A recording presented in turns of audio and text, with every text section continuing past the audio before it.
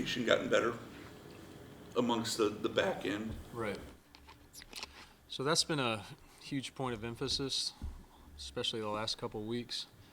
Obviously, with some plays that we've given up being attributed to that, it's been a huge point of emphasis for our group, and it's really just having urgency with really fundamental things that I think sometimes you can't. I mean, you just can't take for granted.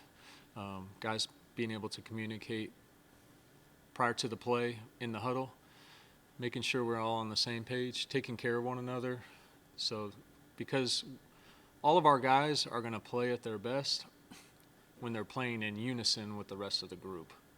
And I think, as you know with the question, there's some plays that have been loose plays because we haven't had two guys on the same page. So it's really trying to make sure that happens all the time. Is it easier zone versus man?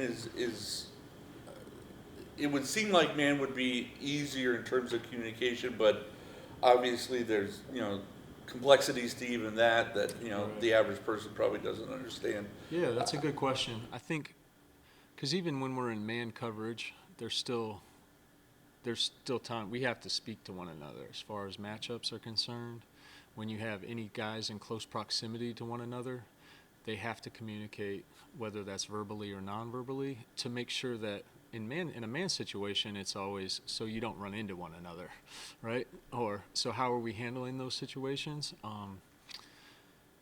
And then in zone, it's similar. The different splits, making sure when I say splits, how far or tight the receivers are to one another dictates how we're playing coverage a certain way, and so making sure that those guys are on the same page. And I think that's what's so frustrating, and it's keeping me up nights.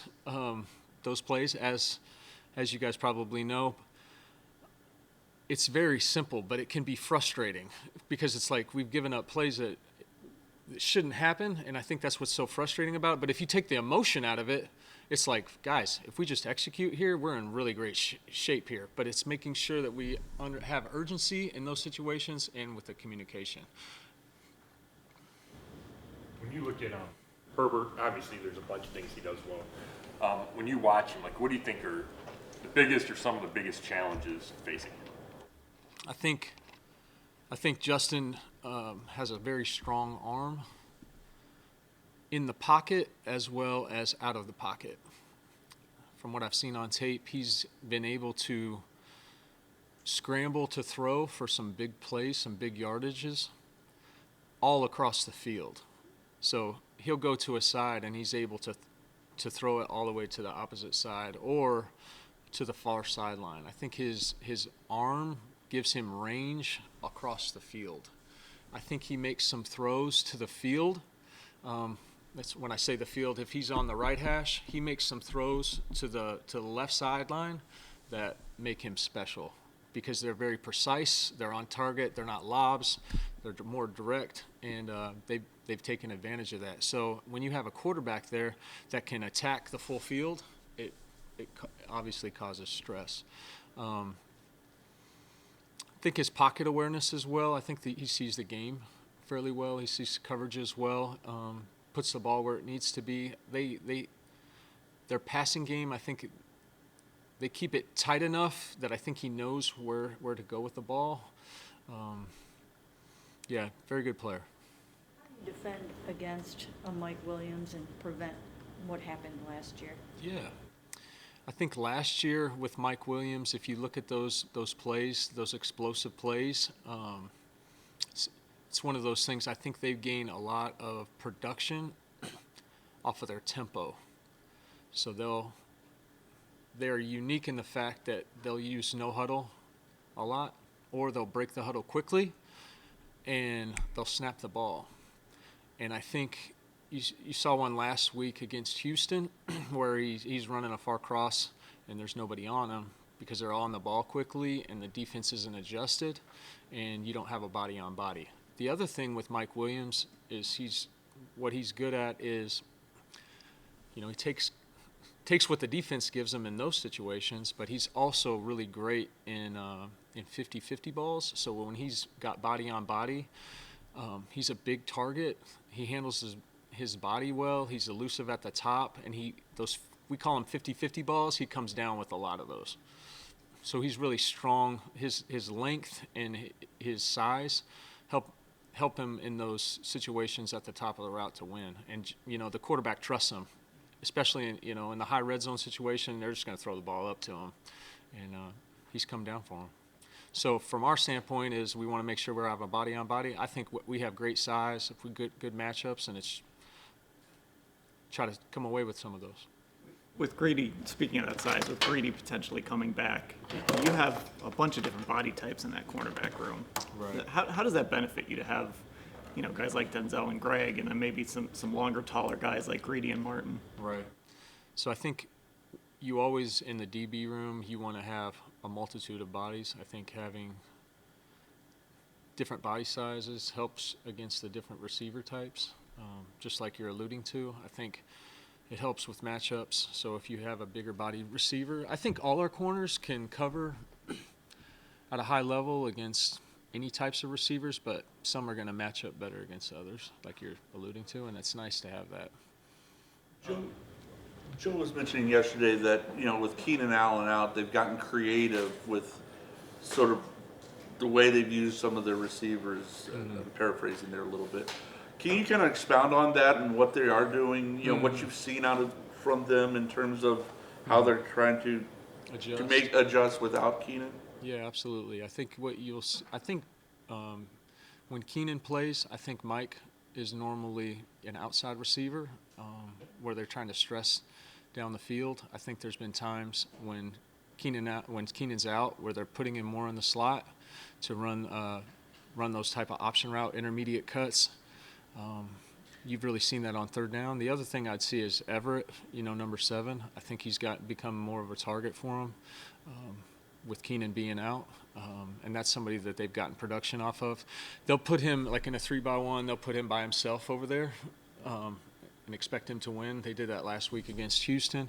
And then they'll also run they'll put him inside in a 2-by-2 and try to run option routes with Everett as well. You have a lot of confident guys in your group. Do you think this kind of matchup against the number 1 ranked passing offense really excites them and might get them to play their best game? Yeah, I think anybody in the NFL, if you're a competitor, playing against the best is what we want to do. And I think that's no different than our guys. I think if you want to be considered, a top flight DB group, you want to play against the best and see how you match up as a competitor. I think with us, what I've really tried to stress with the group is making the routine plays. We all have talent. I think sometimes we can't take advantage of doing the little things right and understanding that plays come to you when you do that. All our guys are in the room for a reason. I think we all think that we have, a good DB group, but we have to go out and prove it.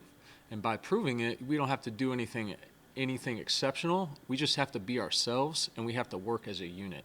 And I think if we do that, that puts us in the best possible place to compete against a top flight team. When you go against a guy like Austin Eckler, who's a running back, but they use him a lot more in the passing game, or at least they have been so far. How aware do your guys have to be of him, and how much of that is kind of on the linebackers and things like that? How much do you guys pay attention to him? Right. So I think guys that could potentially be matched up with him would probably be a down safety if we're in some sort of single high coverage, or potentially the nickels, or the Buffalo guys, or the guys that could potentially be on him. But that's something that you've seen in the red zone as well. Like when they get into the high red zone, he becomes a premium target. In the screen game, last week he caught 2 explosives on a movement boot. I think Keenan Allen in the slot in the red zone is high alert for option routes. But now when he's out, I think that's another guy that comes in there, and they do that with as well, with getting Eckler the ball. So we have to be aware of him. He's a good player. He's done it at a high level for them, last year and I know he started out slow, but last week he really came back and and had a good week. But yeah, absolutely, he's somebody that we have to be aware of in the passing game. Weeks, Denzel did not grade out well in some of the sites that we look at, like PFF. I mean, Right. really low. But then it seemed like, just from at least a grading standpoint and visually, that he had a nice game last week. Were those grades kind of skewed, really not what you were seeing on film from Denzel in the first few weeks? Right. I think it's, as far as the merit that PFF grades have, I think in that situation, how I look at that is you're having somebody that's grading, maybe not know the real ins and outs of what we're asking him to do. And then you're putting a lot of stock into that. I don't really know. Like, personally, I don't. I like PFF a lot. I take a lot of stuff, data wise. They put out a lot of good information. But as far as grading players, I think it's tough because you don't know what we're asking him to do or the reactions that we're trying to train him to. So I think when the margins of error are so slim in this league, I think it's hard to say, hey, he's right, he's wrong. You may not know the context of all of it sometimes. But I think, to answer your question, I think Denzel played really well last week. I thought he was really tight in coverage, really executed our plan.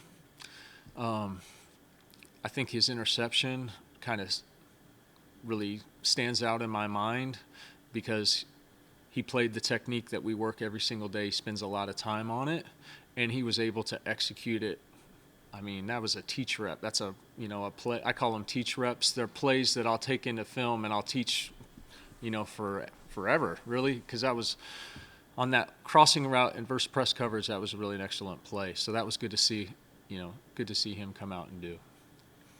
After the game, Denzel mentioned with the face mask, he was just being aggressive, trying to go for the ball. Those kind of penalties, is that just an aggressive thing that you kind of have to live with? I know it's not an ideal situation right there, but it just seemed like he was being aggressive, not obviously doing it on purpose. Right. I think, in that situation, I know he was attacking the ball. I think he was trying to turn a negative into a positive. With a strip, his hand got caught up, and it's not ideal. I don't think he purposely tried to do it. It's just things happen fast, especially with defense. The reactionary time is so quick. But I don't think it was intentional. I think it was him trying to attack the ball. It hurt us. We got to make sure that we're a little bit more precise. I think that will help us and be able to practice that so our precision's a little bit better. You mentioned the miscommunication issues early and playing as a group. When you guys had those couple mistakes the first couple weeks, did you feel like your group turned against each other? Did you feel like you really had to fight to make sure everybody was still working together? I know it's been a point of emphasis for me in the room to how are we going to handle it. So I think first off is to take ownership from it. And ultimately, I let them know that I'm ultimately responsible. And then from that, it's how do we improve it? How do we get better? Because I think it's unproductive to play the blame game, especially publicly. In the room, that's a tight-knit group. We're going to talk about it, make sure we're on the same page, and then we're going to try to do things to improve upon it. And that's really been our focus for the room is what can we do to make sure that this doesn't happen? Making sure our guys understand our rules and then making sure that we are on the same page on how certain things play out. And then also not every single coverage can't have an answer to every single play. But when you have guys that know if something's coming and they try to adjust, it's just play the play out. And then I don't stress them. If they make a play that's a tough cover versus a certain coverage, play it out and play the next down, but we can't let up a big one. And that's really the DNA of what Coach Woods talks about is not giving up explosive plays. Not giving up explosive plays is doing our job and making sure that we're working as a unit, and that's kind of been our focus.